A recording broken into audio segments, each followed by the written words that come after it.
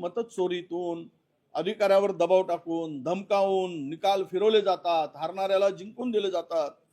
मी एकदा 2009 मध्ये मध्य प्रदेशमधील पार्लमेंटसाठी, लोकसभेसाठी मी ऑब्झर्व्हर म्हणून गेलो होतो. जवळपास 15 लोकसभा क्षेत्रामध्ये भीन मोरण्याचा खासदार हा 1,00,000 मतांनी हरला होता. बंदूक घेऊन लोक घुसलेत भाजपचे आणि त्या खासदाराला जिंकण्यासाठी डीएम वर गोळी बंदूक लावून निकाल फिरवून घेतला.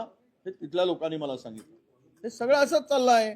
दादागिरी, गुंडगिरी, धमकी, चोरी, मतचोरी, बोगस मतदार याद्या. मुंबईमध्ये 15 लाख डुप्लिकेट मत आहे. 3 4 दुबार नावं, तिसऱ्यांदा नावं, चौथ्यांदा नावं, बोगस नावं.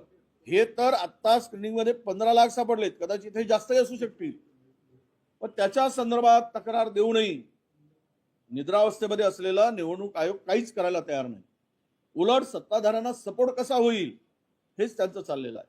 ब्रह्मपुरीमध्ये सुद्धा आमच्या मतदारसंघात बोगस आयडी मिळाले पोरांना, मोठे त्यामध्ये विद्यार्थ्यांना मिळाले.